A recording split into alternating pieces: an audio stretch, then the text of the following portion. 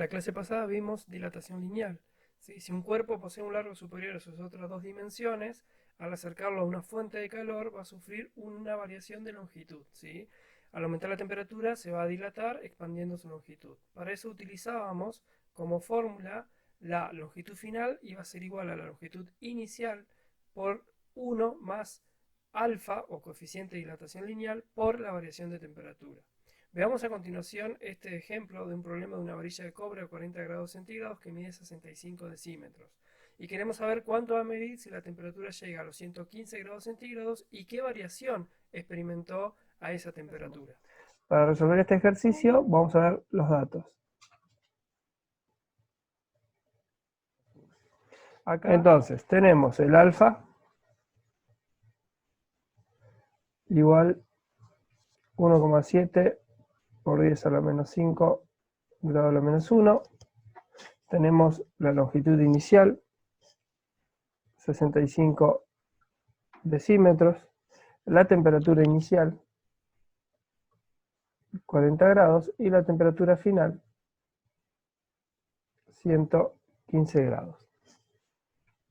Utilizo la fórmula, entonces para calcular la longitud final voy a hacer 65 decímetros por 1 más 1,7 por 10 a la menos 5 grado a la menos 1. El delta T es la 75 grados. Vamos a hacerlo bien. Esto me da 75 grados. Entonces, multiplico 1,7 por 10 a la menos 5 por 75, le sumo 1 y lo termino multiplicando por 65 decímetros. El resultado final, 65,08 decímetros. Entonces, a 115 grados centígrados, la longitud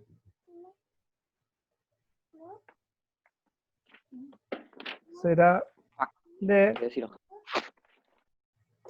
Y para la segunda dice, ¿cuál es el aumento experimentado por la misma? Para calcular el aumento, yo tengo que hacer el delta de la longitud.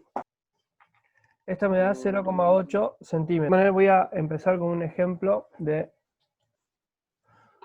una chapa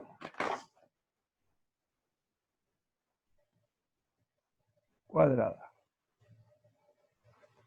Entonces, esta va a tener una superficie inicial. La superficie inicial va a ser igual al largo inicial al cuadrado, ¿sí? Porque vamos a imaginar que es un cuadrado. Si se produce una dilatación, en este caso se va a expandir. Sí.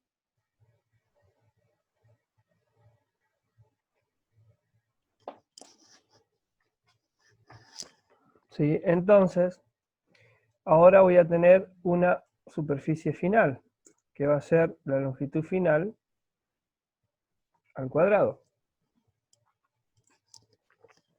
Y acá vemos que hubo un aumento. Esto de acá es lo que... Esto de acá es la dilatación que se produce.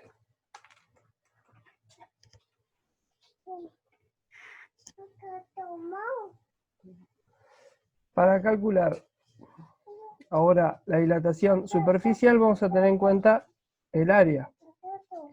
Y el área final va a ser igual al área inicial multiplicado por 1 más 2 por alfa por delta T. Y fíjense que ahora, fíjense que la fórmula es similar. La fórmula es similar, tiene la misma estructura. Acá tenemos la superficie final, superficie inicial, 2 por alfa por el delta T. Lo único que va a variar ahora es que utilizamos un Es que doble. se multiplica alfa. Exactamente. Se O multiplica... sea, lo único que cambia es el valor de lo que sacás y la unidad. La unidad.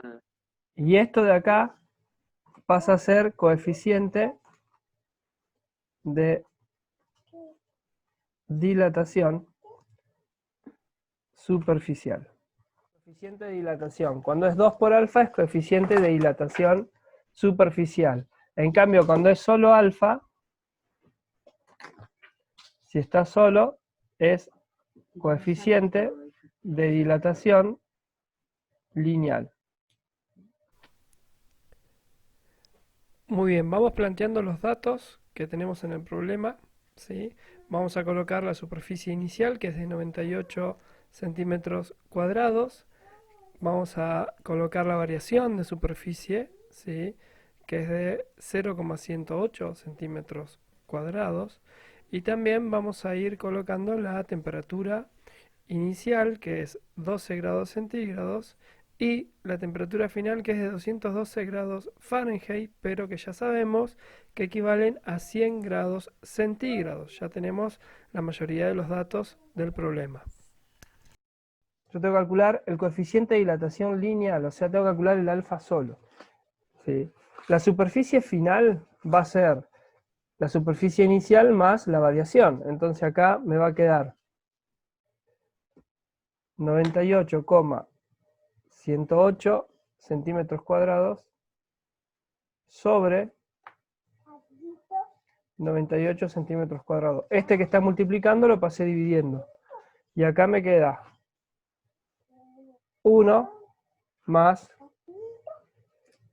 2 por alfa por, ya puedo calcular, delta T a 88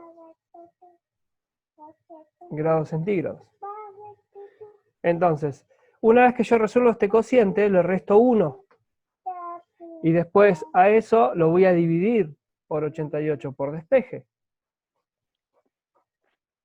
Me va a quedar 1, ya voy a pasar directamente a calcular el alfa. Paso el 2, va a pasar dividiendo, entonces me va a quedar 1,252 por 10 a la menos 5, 1 sobre grados centígrados, dividido 2. O sea que el alfa va a ser de 6,261 por 10 a la menos 6 grados centígrados a la menos 1. Lo que hice fue despejar de acá el alfa. Muchas veces el 2 por alfa también se representa como beta. ¿Sí? Yo lo puedo hacer acá para simplificar la ecuación. Puedo asignarle 1 más beta por el delta T. Como yo quiero calcular superficie final sobre superficie inicial. Paso este que está multiplicando, pasa dividiendo. Igual a 1 más beta por el delta T. Después, este 1 que está sumando lo paso restando. Y me queda beta por delta T. Este delta T que está multiplicando lo paso dividiendo. Todo esto dividido delta T. Y esto me da el beta. Como el problema me pide el coeficiente lineal, lo único que tengo que hacer para calcular el alfa es agarrar a beta y dividirlo sobre 2.